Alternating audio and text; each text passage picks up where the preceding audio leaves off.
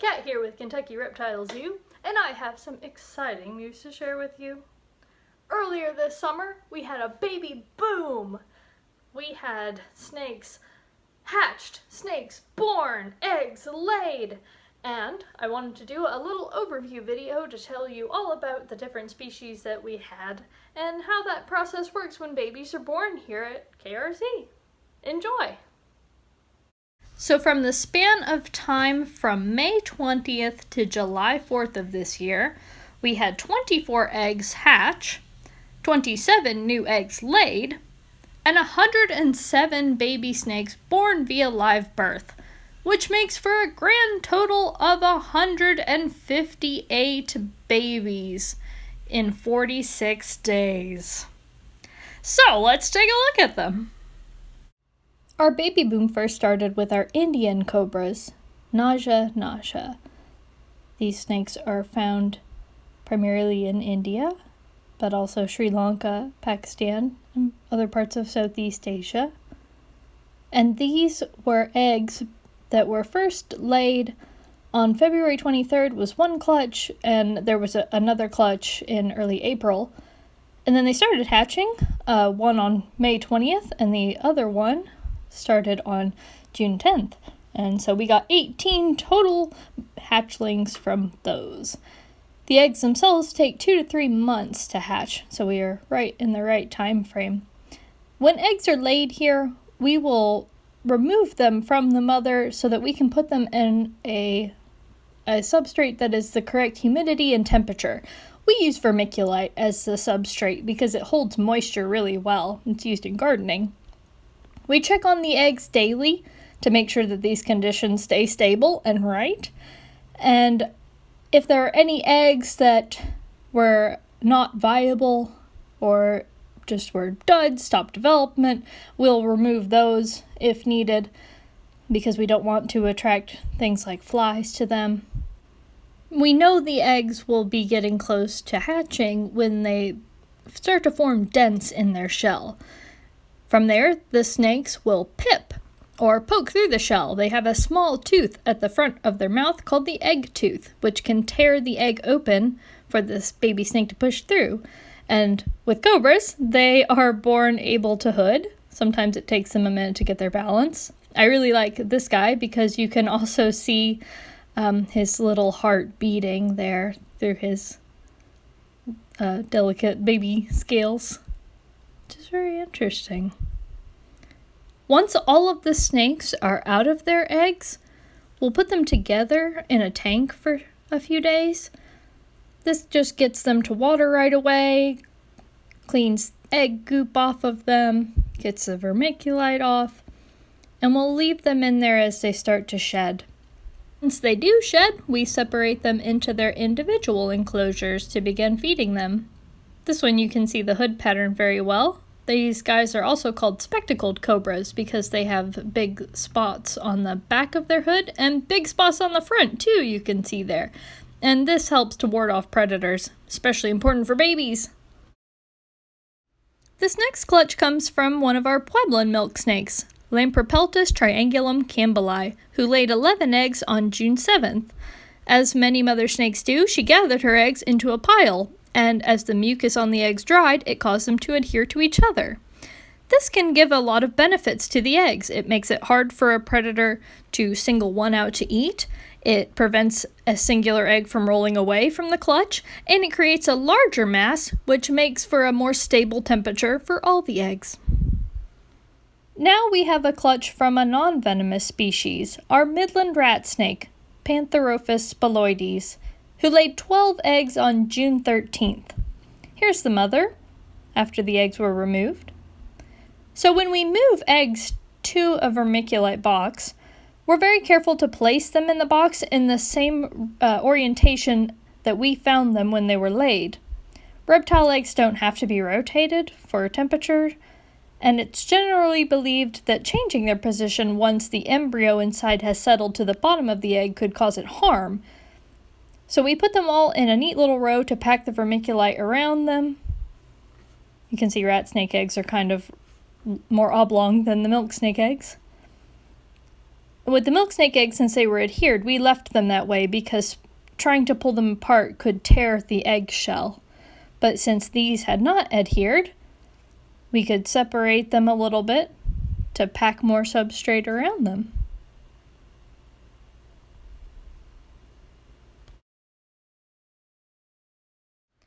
Now we're on to our first live-born clutch of our baby boom.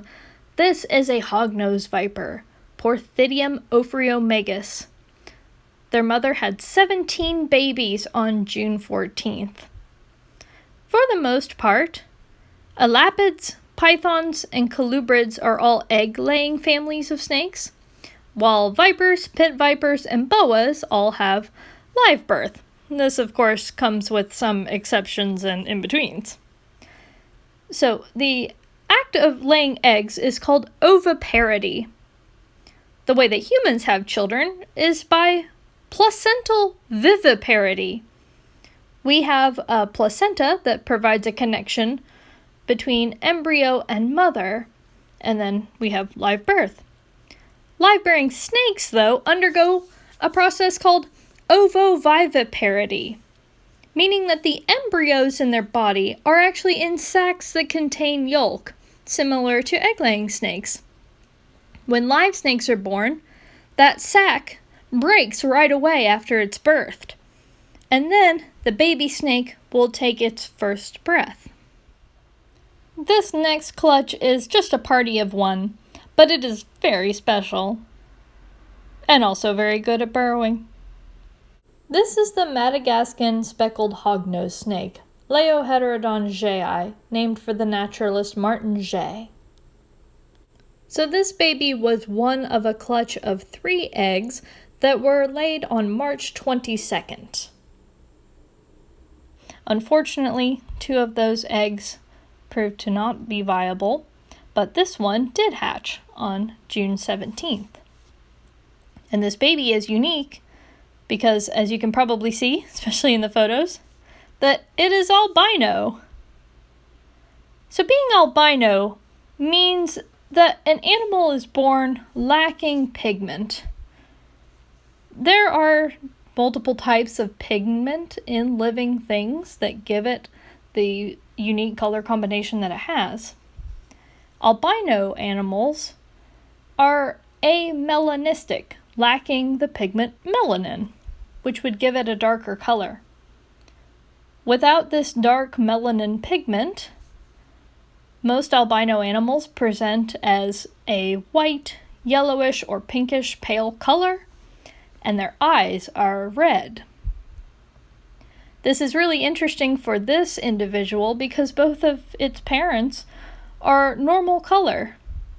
So they both carry the genes that caused this albinism to present, but neither one of them had it dominantly in their bodies to make them albino.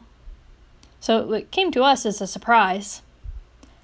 In the wild, being albino can be more of a burden than something interesting. It can lower a baby snake's odds of survival, or any animal really, because it prevents that baby from being able to camouflage as it normally would.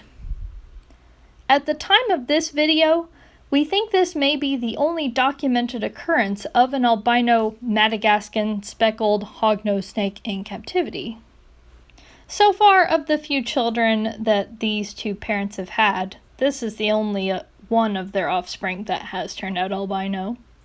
So perhaps we'll see if any future siblings of this snake will also have this amelanistic pigmentation.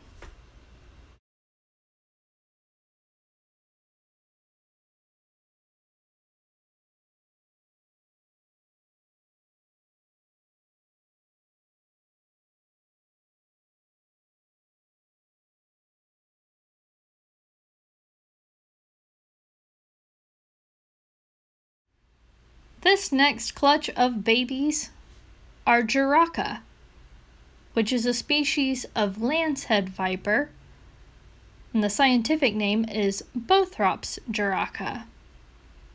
And these babies were born on June 19th, and there were 15 in total. This birth is very exciting to us here because this is the second clutch of babies that we have had born to this species. We first got our adult individuals a few years ago from the Instituto Butantan in Brazil, and we're happy to have success continuing the population here because these snakes have great historical importance to venom production and medicine.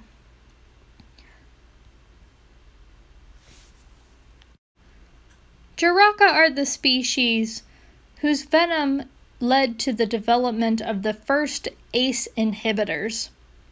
We do have a separate YouTube video that describes the development of ACE inhibitors and how the venom of these snakes caused that discovery to work.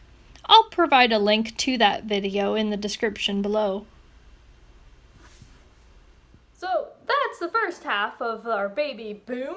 We have so many that we're going to have to do a part 2 to cover them all. I hope you're enjoying it so far.